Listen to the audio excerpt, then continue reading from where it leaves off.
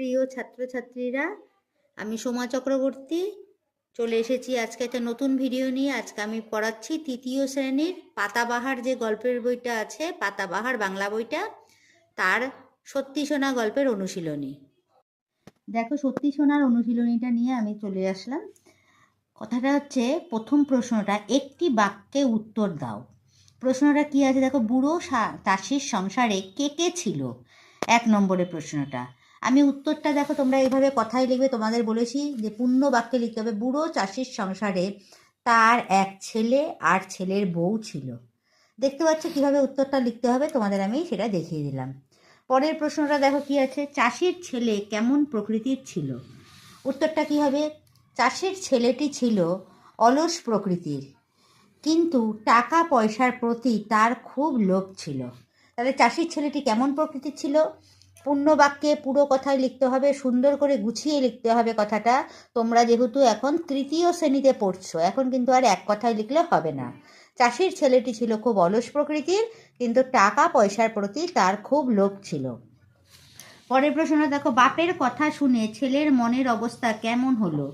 বাপের কথা শুনে ছেলের মনের অবস্থা কি হয়েছিল? ছেলের চোখ দুটো লোভে চকচক করে উঠল। গল্পটা যদি তোমরা ভালো করে পড়ো, পুরো গল্পে কিন্তু এই লাইনগুলো রয়েছে। পরের প্রশ্নটা দেখো, বুড়ো চাষি কোন কথাটা তার ছেলেকে বলে যাননি? বুড়ো চাষি কোন কথাটা তার ছেলেকে বলে যায়নি? চাষের জমির ঠিক কোন জায়গায় সোনা পোতা আছে তা বুড়ো চাষি তার ছেলেকে বলে যাননি। পুরো পূর্ণ বাক্যে দেখো লিখতে হবে। দেখতে পেয়েছো? একটি বাক্যে উত্তর দাও। আমরা কিন্তু গুছিয়ে লিখবো কথাটা। পরের প্রশ্নে চলে আসি। 2 নম্বরের সংক্ষেপে উত্তর দাও। অর্থাৎ প্রথম এই নাম্বারগুলোতে থাকবে 1 নম্বর করে পরীক্ষায়, পরেরগুলোতে থাকবে 2 নম্বর করে। দেখো কিভাবে 2 নম্বরে কতটুকু লিখতে হবে, আমি তোমাদের সেটা লিখে দেখিয়ে দিচ্ছি। চাষির ছেলে সকাল থেকে রাত পর্যন্ত কতটা জমি খুঁড়েছিল? এই প্রশ্নের উত্তরটা কি হবে? চাষির ছেলে সকাল থেকে রাত পর্যন্ত 5 বিঘে জমি খোঁড়াখুড়ি করেছিল। দেখতে পাচ্ছ কিভাবে লেখা আছে, এইভাবে করে লিখতে হবে। এটা সংক্ষেপে উত্তর কিন্তু। পরের প্রশ্নটা দেখো, চাষির ছেলে প্রথম রোজগারে কে খুশি হয়েছিল? এর উত্তরটা কি হবে? চাষির ছেলের প্রথম রোজগারে তার বউ খুব খুশি হয়েছিল। দেখতে পাচ্ছ তোমরা পুরো লেখাটা আমি সুন্দর করে গুছিয়ে কিভাবে লিখতে হবে লিখে দিয়েছি। গল্পে কোদাল দিয়ে মাটি খোঁড়ার কথা বলা আছে। আর কি কি জিনিস দিয়ে মাটি খোঁড়া হয় বলে তোমার জানা আছে? আর কি জিনিস দিয়ে মাটি খোঁড়া হয়? দেখো, কোদাল ছাড়া লাঙল, শাবল, গাইতি, এগুলো দিয়ে মাটি খোঁড়া হয়। গাইতিটা হচ্ছে কৃষকদের, দেখবে তুমি গ্রামে যদি থাকো এটা দেখা যায়, এটা দিয়ে মাটি খোঁড়া হয়। আমরা তো জানি কোদাল, কোদাল ছাড়া আর কি, লাঙল দিয়েও মাটি খোঁড়া হয়। শাবল আছে, শাবল এক ধরনের জিনিস, দেবে লোহার তৈরি, এটা দিয়েও মাটি খোঁড়া হয়। আর গাইতি, এইটা দিয়ে, এগুলো দিয়ে মাটি খোঁড়া যায়। পরের প্রশ্নটায় চলে আসবো এবার আমরা। সত্যি শোনা গল্পটির মতো আর কোন গল্প তোমাদের জানা আছে? জানাও, গল্পটি বন্ধুদের শোনাও। তাহলে আমি একটা গল্প দিয়েছি, তোমরা তোমাদের মন মতো দেবে। আমাদের একটা গল্প জানা আছে, আমার যেটা জানা আছে সেটা জানি আমি। একতাই বল, এই গল্পটা তোমরা অনেকেই জানো, আমিও সেরকম জানি। তাই কি এই গল্পটা সেটা তোমাদের এবার লিখে দেখো, দেখিয়ে দিয়েছি। এক চাষি 3 ছেলে ছিল, তারা 3 জন খুব ঝগড়া করে। চাষি একদিন তাদের 3 জনকে ডেকে এক গোছা লাঠি দিয়ে ভাঙতে বলল। চাষি কী করলো? এক গোছা লাঠি দিয়ে 3 জনকে ভাঙতে বলল। তারা কেউ পারল না। তখন চাষি তাদের একটি করে লাঠি দিয়ে ভাঙতে বলল। তারা অনায়াসে সহজে ভেঙে ফেলল। তখন চাষি তাদের বোঝালো যে লাঠিগুলো একসাথে ছিল বলে তারা ভাঙতে পারেনি। ঠিক সেইভাবে তারা 3 ভাই যদি নিজেদের মধ্যে ঝগড়াঝাটি না করে ঐক্যবদ্ধ হয়ে থাকে, তাহলে তাদের কেউ ক্ষতি করতে পারবে না। অর্থাৎ যদি গোছা লাঠিটা ভাঙতে পারেনি, একটা লাঠি ভেঙে ফেললো, তাই জন্য বলছে যে যদি তারা ঐক্যবদ্ধ মানে একসাথে থাকে 3 ভাই, তাহলে কেউ কোনো ক্ষতি করতে পারবে না। ছেলেরা বাবার কথা বুঝলো এবং তারপর থেকে নিজেদের মধ্যে মিলেমিশে থাকতে লাগলো। এটা আমি একটা গল্প বলেছি, এই সত্যি শোনার মতো, একতাই বল। এছাড়া তোমাদের যদি কোনো গল্প মনে থাকে, তোমরা সেই গল্পটা বলতে পারো।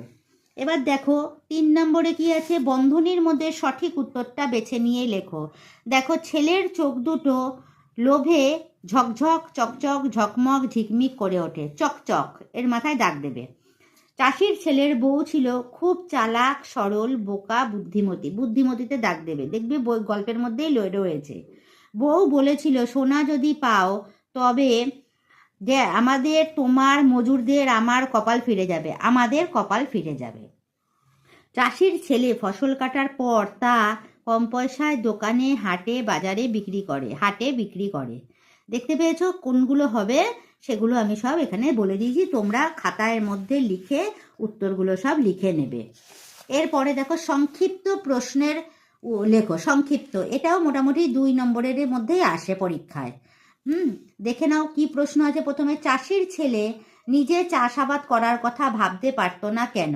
এর উত্তরটা কিভাবে গুছিয়ে হবে আমি তোমাদের বলে দিয়েছি। চাষির ছেলে ছিল খুব অলস প্রকৃতির।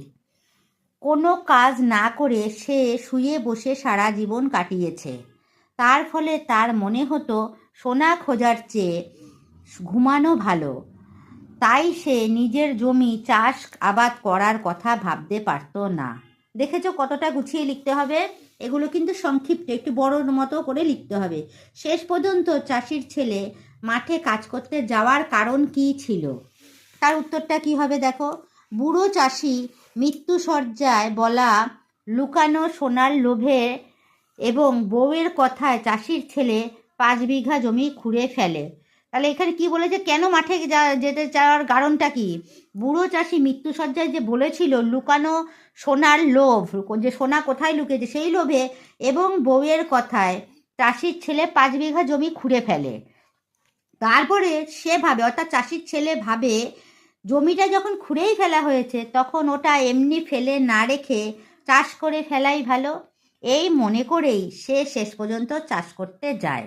তাহলে কেন সে চাষ করতে গিয়েছিল? যে জমিটা যখন খোঁড়াই হয়ে গেছে তখন তাতে ফেলে না রেখে চাষ করে ফেলাই ভালো, তাই সে চাষ করতে গিয়েছিল। পরের প্রশ্নটা দেখো, চাষির ছেলের বউ কোন সময়কে বীজ বোনার উপযুক্ত সময় বলেছে? চাষির ছেলের বউ বর্ষা নামবার আগের সময়কে, অর্থাৎ বর্ষা নামবার আগের সময়কে বীজ বোনার উপযুক্ত সময় বলেছে। অর্থাৎ বর্ষা যখন হবে তার আগে আগে যে বীজ বুনলে বর্ষাটা পেলে বীজটা খুব তাড়াতাড়ি ভালো বড় হয়ে যাবে গাছটা, সেই জন্য বীজ বোনার সময় বলেছে। পরের প্রশ্ন, সে কোথা থেকে বীজ কিনে নিয়ে এসেছিল? সে চাষির বউ হাট থেকে সবচেয়ে সেরা ধানের বীজ কিনে নিয়ে এসেছিল। হাট থেকে সবচেয়ে সেরা ধানের বীজ কিনে নিয়ে এসেছিল। সে কিসের বীজ কিনেছিল? সে সবচেয়ে সেরা ধানের বীজ কিনেছিল। তাহলে কিসের বীজ কিনেছিল, কোথা থেকে কিনেছিল? দেখো সব প্রশ্নের উত্তরে কিন্তু আমি সুন্দর করে লিখে দিয়েছি। গল্পের কোন মানুষটাকে তোমার সবচেয়ে বেশি পছন্দ হলো? গল্পটিতে মানুষ হিসাবে চাষির ছেলের বউকেই আমার সবচেয়ে বেশি পছন্দ হয়েছে। এইভাবে করে তোমরা লিখবে, কারণ সে খুব বুদ্ধিমতী। সে সবসময় তার স্বামীকে সঠিক পরামর্শ দিয়েছেন। তাই গল্পের মধ্যে যে তোমার কাকে বেশি পছন্দ হয়েছে? চাষির ছেলের বউকে গল্পটিতে।